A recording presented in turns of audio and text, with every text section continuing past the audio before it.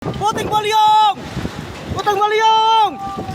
Allahu Akbar! Gawat, ono angin puting beliung Angin puting beliung iki nerjang desa Selok Awar-Awar, Kecamatan Pasirian, Lumajang. Kedadian angin puting beliung iki pas jam 10:30 dino Selasa 8 Oktober 2024. Sing barai welasan omah werga rusak.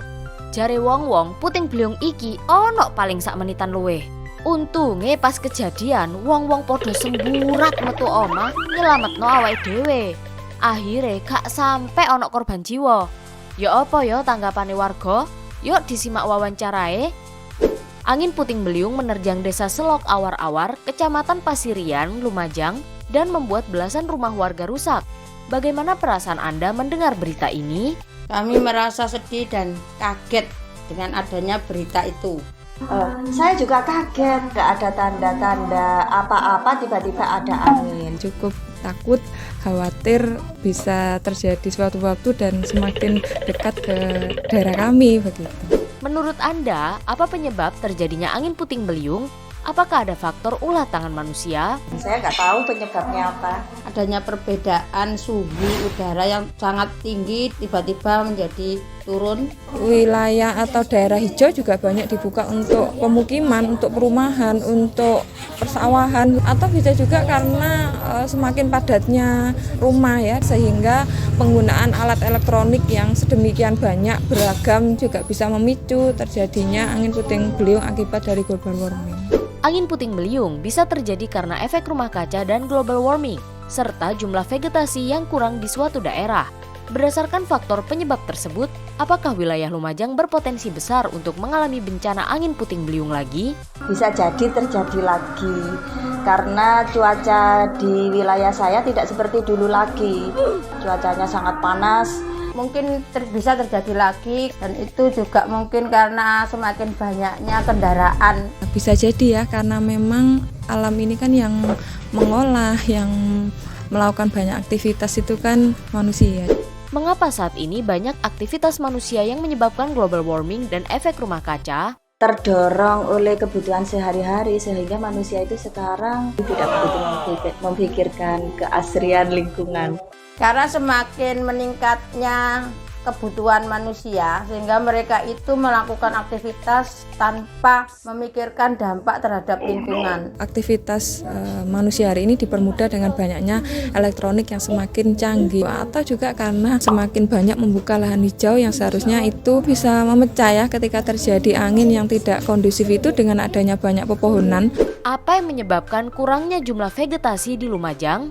Padatnya penduduk, sehingga lahan-lahan yang biasanya dibuat penghijauan sekarang sudah dialihkan menjadi perumahan. Disebabkan karena semakin banyaknya jumlah penduduk, jadi ruang-ruang hijau yang seharusnya itu untuk paru-paru kota jadi berkurang jumlahnya. Bagaimana padatnya aktivitas manusia hari ini semakin tergiur untuk membuka lahan hijau itu yang bisa menghasilkan keuntungan secara nyata.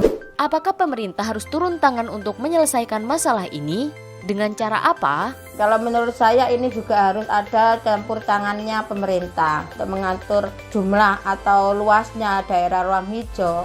Terus pembatasan jumlah kendaraan, karena memang itu mungkin penyumbang terbesar adanya polusi dari sisa bahan bakar dari kendaraan ini. Yang harus dilakukan pemerintah adalah memperbanyak jumlah vegetasi hijau yang itu sangat diperlukan agar hawa panas di Lumajang bisa sedikit terkurang. Menurut saya iya, pemerintah harus turun tangan dengan cara mengadakan banyak penghijauan untuk mengurangi pemanasan global ini. Bencana alam iki ancen kodoke Allah sahabat muslimah. Tapi kira-kira apa ya ikhtiare awak dhewe cek angin puting beliung iku gak teko maneh? Yuk disimak penjelasannya Ustazah. Ojo lali like, komen, karo share sing akeh yo.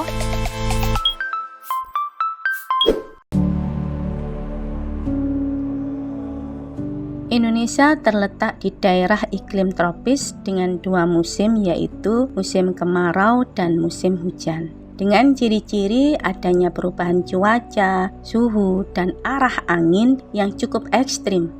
Tidak heran jika potensi bencana di Indonesia sangat besar, termasuk angin puting beliung. Kerugian akibat bencana telah banyak dirasakan rakyat negeri ini. Namun, mitigasi masih seadanya, khususnya oleh penguasa sebagai pengurus rakyat. Inilah konsekuensi penerapan sistem demokrasi kapitalisme di negeri ini. Penguasa lepas tanggung jawab dalam mengurusi rakyat. Persoalan bencana ini semakin diperparah dengan konsep pembangunan ala kapitalis yang diterapkan di negeri ini. Atas nama liberalisasi pembangunan, negara melegalkan para korporat melakukan pembukaan lahan hutan yang luas hingga eksploitasi sumber daya alam besar-besaran tanpa memperhatikan aspek lingkungan. Kentalnya paradigma pembangunan sekuler kapitalistik membuat para penguasa tidak memiliki sensitivitas dan keinginan serius untuk menyolusi kebencanaan sejak dari akarnya. Bahkan kita dapati banyak kebijakan penguasa yang justru menjadi penyebab munculnya bencana hingga berpotensi mendatangkan bencana baru berikutnya. Contoh, pengundulan hutan dan alih fungsi lahan terutama di zona penyangga yaitu hutan. Juga proyek-proyek industrialisasi di berbagai daerah, pembangunan fisik yang jor-joran, dan sebagainya. Semuanya seakan sulit dielakkan karena berkelindan dengan kepentingan para pemilik modal.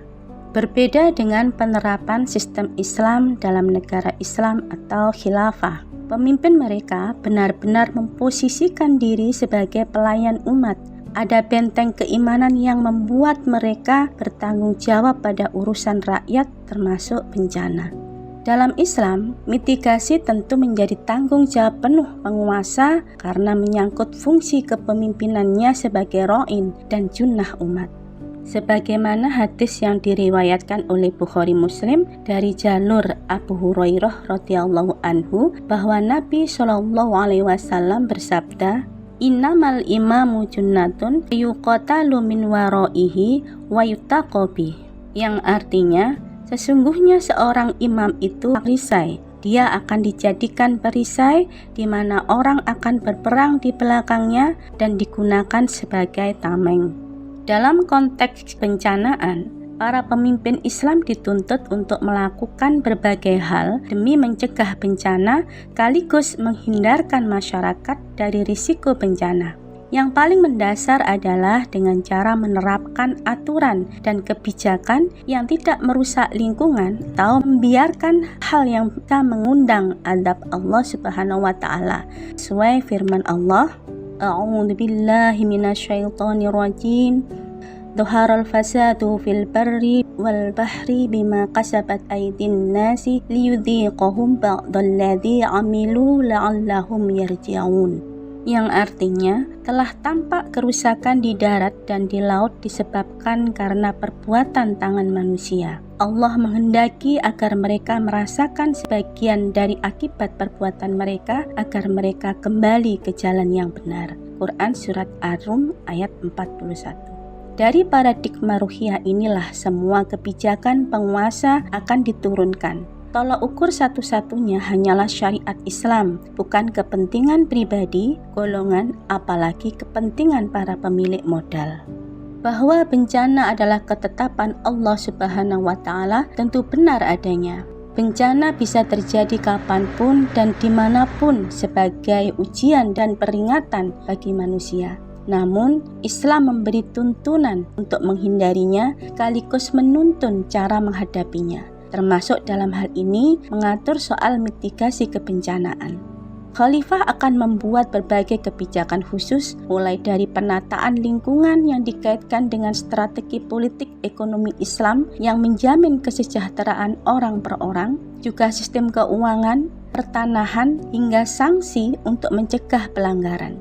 Adapun di tempat-tempat yang rawan bencana, harus ada kebijakan yang lebih khusus lagi menyangkut kesiapan mitigasi risiko dan tentang manajemen kebencanaan.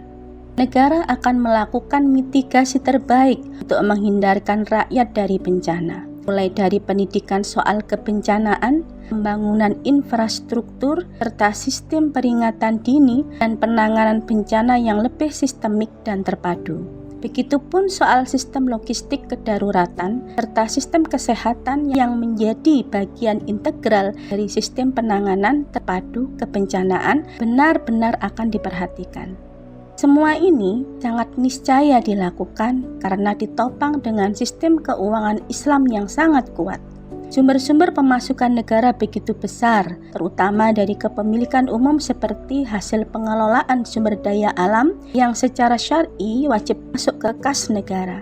Dengan demikian, persoalan dana tidak akan menjadi penghambat yang serius bagi mitigasi bencana. Kondisi ideal seperti ini memang agak sulit diwujudkan dalam sistem sekarang. Paradigma kapitalisme sekuler neoliberal telah menjadikan kepemimpinan tegak di atas kepentingan pemilik modal, bukan tuntunan agama Islam. Oleh karenanya, sudah saatnya umat bersegera mewujudkan kepemimpinan Islam. Tentu dimulai dengan aktivitas dakwah pemikiran yang bertarget memahamkan umat dengan akidah dan hukum-hukum Islam dengan pemahaman yang benar dan komprehensif. Tidak hanya menyelamatkan mereka dari bencana di dunia saja, tapi juga bencana yang lebih berat di akhirat.